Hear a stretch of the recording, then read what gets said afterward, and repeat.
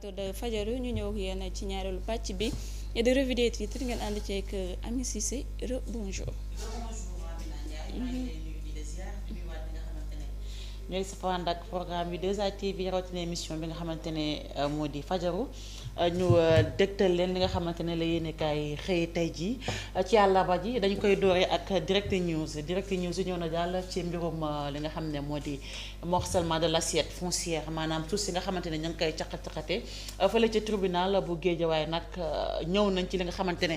moo di fee yi ab commission de contrôle aux opérations domaniales la ñu teniroon ci 16 mai 2023 la waroon ni mel nag xool naka la ñuy morcelé boobule dossier mu ne nag ba keroog ba nga xam ne ñu ngi def benn séance président au CCOD bi nag dafa jëloon décision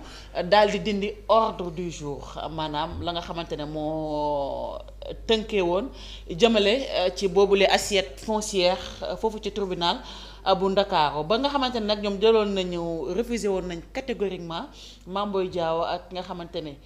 ak ñamu àndaloon ñoom ñoo passé woon waaye tamit bàyyi ba nga xam ne dañ ko approuvé woon waaye ba ñu ko approuvé hors circuit lañ ko defoon sans avis de cette dernière amul woon avis bi nga xamante ne moo di avis wu CCOD ba waaye nag ñu ne naka la ñu def ba bail bi comment ce bail a-t-il pu échapper à tous ces filtres de l'administration bail bi daal nan la ñu def ba ñoom ñi nga xam ne ñoo nekk ci administration bi mbir ma def leen a rëcc Mame Boye Diao nag moom moo nekkoon receveur u Guédiawaye Daouda Diallo le gouverneur de l'époque et le DG des impôts et domaines sont les principaux acteurs de ces opérations foncières lim nañ ca Mame Boye Diao de Amina ak gouverneur bi nga xamante ne moo fi nekkoon ci époque bi ak directeur général ba fa nekkoon ñoom nag dañu jàpp ne daanaka ñoom ñooy pilier wu la xewoon jamono jooju voilà Farba Ngom nag am na ay yeneen accusation yoo xamante ne fekk si na ci lañ ko doon jiiñ waaye Farba Ngom dafa teggi tuuma de nee na lañ koy jiiñ yépp defu ca lenn loolu la Farba Ngom daal di xamle libération ñoo ñun ci xawma l'enquête cautionnement consignation libération au prix fort mooy li ñu doon wax léegi Amina yoon jàpp la nga ne da ngay cautionner wala da ngay consigner ñu bàyyi la waaye nag libération boo xamante ne au prix fort la lu takku ngay fay pour nga mën cee génn mu ne plus de 258 millions cautionnés dans les procédures conduites par le procureur de la République maanaam jot nañ lu mel nii moom procureur de la République ñu ne le plus de 15 milliards de francs par le parquet financier loolu lépp ci bëgg a rëcc ci kaso bi lenn li 250 millions la ca des 15 milliards ci suñu ay koppar mu ne cautionnement consignation de quoi s'agit-il ce que dit la loi en matière de détournement des deniers publics lan la loi wax ci li nga xamante ne mooy di bu fekkente ne luubal nga alal koo xamante ne askan bi moo ko daal di moom. L'As Quotidien ñoo ngi ñun ci CAP da doon janoog taskatu xabaar yi démb de mer nañ ba fëttu nag waaw nee na jaay doole nga xamante ne ñu ngi leen koy jaay ba pare état bi jamono daf leen a étouffé loolu la wax le CAP mobilise Amnesty met en garde le régime Amnesty nag jamono ji mu ngi mettre en garde li nga xam ne moo di régime bi ngir ñu bàyyi presse bi mën a doxal seen liggéey opération pré-hivernage 2025 l'État et les gros risques d'inondation boo sàgganul inondation dina métti ci état bi de loolu la yéenekaay bi daal di xam ne Le Quotidien ñoo ngi ñun ci licenciement sous le régime Diomaye Sonko 1er mai Amina nga xamante ne buñ ca ñëwee rek xelib dafay dem ci ay cahier de doléances mu ne les drames insoutenables des déflattés et de leurs familles Bokar Fall coordinateur du RTS ce 1er mai est un deuil collectif 1er mai bi nag nee na nekk na mbir moo xam ne deuil collectif la parce que gis nañ ci licenciement abusif yi nga xamante ne am na voilà am na ci nguuru Bassirou Diomaye Diakhar Faye gi ak Ousmane Sonko presse bi dina jamono ji dañ leen a fàtte de nañ leen bàyyi nag ñu nokki Les Échos ñoo ñun ci mbirum Farba Ngom bi pôle judiciaire financier am na beneen mbir bu ñëw tegu ci ndodd bi nga xamante ne mooy Farba Ngom ay infraction yu diis parquet financier bi nag la mu jugé mooy association de malfaiteurs en bande criminelle organisée bu dee procureur nag amul beneen mandat de dépôt boo xam te ne bu bees bu mu teg ci ndoddu Farba Ngom waaye nag ñenn ci avocat yi nga xam te ne ñoo koy layool nag nee nañu fee yi ak montant yi daanaka benn la amul lenn loo xam te ne daal yees na ci bu ñu sukkandikoo ci ñenn ci avocat yi nga xam te ne ñoo koy layool cap jug nañ de nee nañu instant bi état bi da leen a fàtte nañ leen bàyyi ñu nooyi Le Soleil ñoo ñun ci mu ne le chef de l'État aux journées nationales de la qualité les entreprises appelées au respect des normes entreprises yi nag woon nañ leen ngir ñu fexe respecter normes yi nga xamante ne moom la état du Sénégal daal di teg bu ñu bëggee doxal. L'évidence ñoo ñun ci opération pré-hivernage Cheikh Tidiane Dièye sur la ligne des actions coordonnées moom nag mi ngi fexe lëkkale boole mbir yi ngir nawet bi ñu jëm daal lépp mën a yemb. Plainte contre la chanson na dugg ce que Mia Guissé a dit aux enquêteurs Mia Guissé nag plainte bi nga xamante ne Jamra Mamata Gueye Jamra defoon na ko dégloon nañ ko lu yàgg waaye mujj nañ koo bàyyi mu daal di dellu këram mu mel ni ab métaphore daal la ne la utiliser ci na dugg boobule 6 mois d'arriérés de salaire les travailleurs de la Sotracom en ordre de bataille 6 mois lañ toog te fayuñu leen ay salaire Libération ñoo ñun ci mu ne business autour de chèques frauduleux du trésor la DIC frappe encore au cœur de la mafia cey mafia yi kañ lay jeex. Le chef d'entreprise Makhtar Seye 47 ans et l'agent de recouvrement du trésor Omar Ba 40 ans arrêtés et déférés pour association de malfaiteurs escroquerie faux et usage de faux en écriture publique et blanchiment de capitaux cey yàlla faux et usage de faux kañ lay jeex. jàpp nañ de benn deal bu ñu proposé à 2 hommes d'affaires portant sur l'encaissement courant décembre 2023 d'un chèque trésor de 500 millions cey yàlla en contrepartie d'une commission de 40% au cours de l'enquête. Makhtar Seye qui se prévalait imiter au téléphone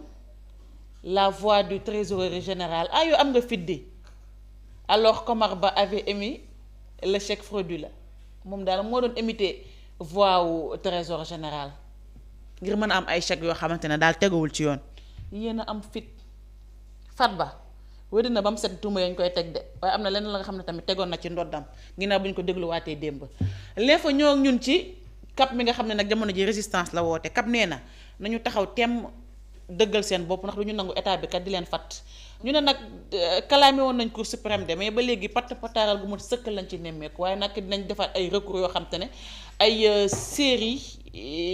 de rencontres en synergie lañ koy amal ak ay organisations syndicales ak patronales ba ci sax société civile bi dinañ leen woo dinañ def tam sitting ci kanamu ministère de la communication loolu la ñu daal di xamle mu ne recommandation sanitaire professeur Moussa Seydi déplore l'inaction des autorités mbirum wàllum santé gi daal na autorités yi gën joxaat gëdd l'observateur yi ñoo ñun ci mu ne 2 gendarmes sénégalais dont le chef de sécurité du président Adama Barrow viré du palais gambien il dérobait des denrées alimentaires ay waay de State House pour les maanaam lekk nga xamante ne daal foofu la nekkoon ci State House ba moom lañ doon récupérer sàcc di ko dem jaay jiwaat ci marché bi yéen a ma ëpp fit. waaw les numéros des commerçants retrouvés dans leur téléphone mooy commerçant nga xam ne moom lañ ko doon jaay. dañ leen koy fekk seen téléphone daal di koy tracé yéen a ma ëpp fit meeru Agnam bi de am na yeneen mbir yoo xam te ne ma tegawaat na ci ndoddam de. moom mu ne bande criminelle organisée les avocats les convocations d'Amadou Sall c'est Ndeye Seynabou Ndiaye et Abdou Karim Mbacké qui font déjà trembler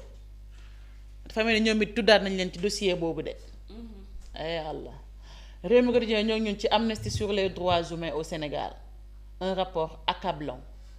la répression contre la liberté de la presse menace sur l'état de droit Seydi Gassama on ne va pas tomber dans les mêmes dérives que Macky nee na état du Sénégal ñu xoolaat seen taxawaay de Amina parce que bëgguñ la nga xamante ne ci la Macky nekkoon ñi dellu ci jël tànk yooyu. voilà nañu soppi doxalin ni na te bàyyi presse bi mu nooyi préparé leen turbine ñëw na de ku doon nalaw na nga yeewoo turbine yegg si na turbine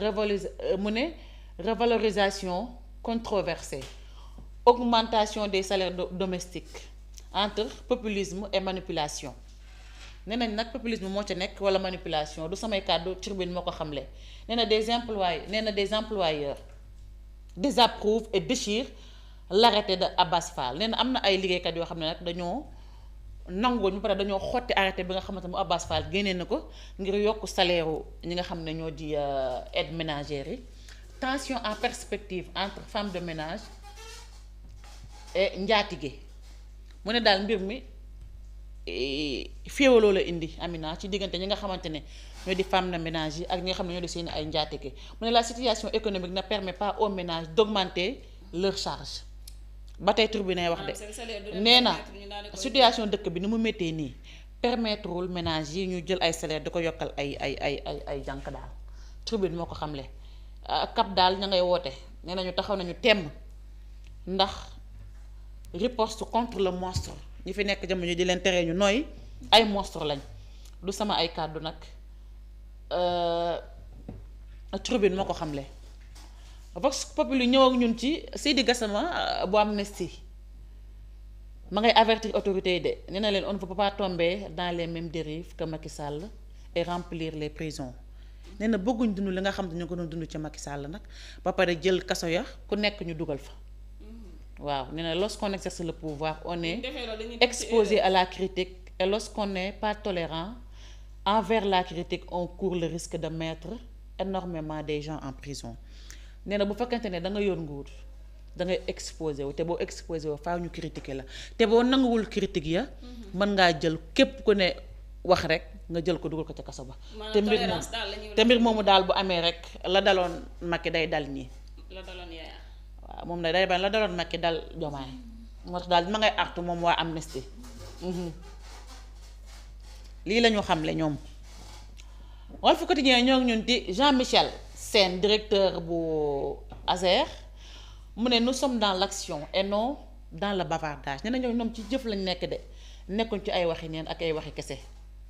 loolu la ñu xam le mu ne Thierno Alassane Sall est dans son jeu favori détourner le regard des Sénégalais sur les urgences et enjeux cruciaux du moment nee na nag Thierno Alassane Sall moom def lu min la nekk di def dafay détourner regardu Sénégalais yi ci li nga xamante ne moo gën a am solo ak li nga xam ne également fala askan wi bëgg ñu wax ci nee na daal moom day def lu mu miin moom Thierno Alassane Sall waaw mu ne le différend entre AO Power Espagne et AO Power Sénégal est avant tout une affaire entre deux privés que l'on a cherché médiocrement à politiser nee na la nga xam ne nag moo xew ci diggante AO Power Espagne ak bu Sénégal nee na mbir moo xamante ne ñaari privé la moom yoonam nekk ci waaye nag jamono ji dañ koy jël di ko politiser bëgg cee yokk loo xamante ne daal amu ca. Farba Ngom dossier am gën naa diis de gannaaw bu ñu ko dégluwaatee démb yor bi ñoo ñun ci mu ne après l'arrêt de la Cour suprême annulant la décision de la Cour d'appel de Kaolack le juge Moussa Der victime de la dite affaire ne doit-il pas être rétabli?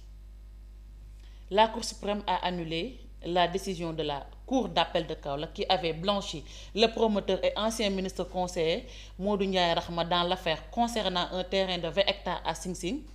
Lindiane, et le marché de Medina Baye Niass. Le 3 mars 2025, juge Moussa Der dafa adressé woon benn requête jógee ci fa nga xamante ne moo di Cour suprême ngir ñu daal di annuler exercer pouvoir décision bi nga xamante ne daal dañ ko daal di rejeté woon ca cour rejeté ci cour ba mu nekkoon lu xewoon ci 5 septembre 2024 contre benn décret boo xamante ne président ki fi nekkoon président de la république moo ko daal di tëggoon Amina lii moo gënoon a fës ci li nga xamante ne la yéenekaay xëyee tey jii mu ne rapport 2024 répression torture Amnesty dresse sombre table du régime de Macky Sall.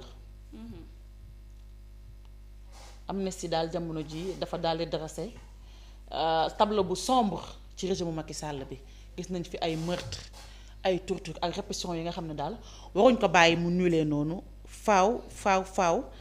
yoon daal di ci def liggéeyam. jërëjëf Cissé Gallé amati na solo comme d'habitude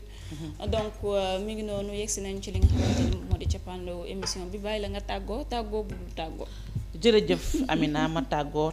bu dul tàggoo comme ni ko Bijou di waxee nam nañu ko nag Bijou voilà merci beaucoup plaisir laay ma chaque fois di partager ak yow plateau fajaru bi di la jaajëfal bu baax di jaajëfal Elmat ak Mayaba mi nga xam ne moom la ñu sekkaloon plateau bi waaye tamit fàttewuñu le médiateur de la République mi nga xam ne moom la ñuy janoo la chaque fois di jaajëfal bu baax a baax les hommes de l'ombre Mansour ak Bitey ak Kiné bi nga xamante ne moo nekk ci assistance bi waaye tamit mention spéciale à nos fidèles et très chers internautes ñi nga xam ne bu heure baax ba jotee rek ñu bàyyi seen activité yëpp ñëw jàkkaarloo ak ñun ñi nga xamante ne Amina dañuy fay duñu seetaan ñooñu yaakaar naa kenn amul seen fay cant ak ngërëm ñeen na leen di leen ñaanal ñu yendu jàmm waaye itam di leen jox rendez-vous ce soir pour votre émission le soir avec l'éminent Moustapha Mbaye d'ici là portez-vous bien merci beaucoup et au revoir. Merci beaucoup Amy Cissé noonu la demee di leen jaajëfal yéen ñëpp ñi nga xamante ni yéen a toogoon di mu suivre depuis ce matin à travers votre émission fajaru ni lay demee saa su nekk comme ni ma koy waxee rendre utile à l'agréable lay doon waxtaanee actualité wàcc wàlle stress waaye itam ñi nga xamante ni ñoo nekkoon ci suuf ñu leen di wax les hommes de l'ombre ñi tax xarale ki daal di jaar yoon bi tey Mansour ñoom ki ne ñoom ñëpp daal dinañ leen di jaaraamal ci bi lépp liggéey mais Abdou Fall mi nga xamante ne moom la ñu jënoon muy le médiateur de la République journaliste bi ci ginnaaw caméra bi ñi toogoon ci plateau bi yëpp Elmat ñoom may ba jox nañ leen seen wàccuwaay di leen wax bu mu yem fii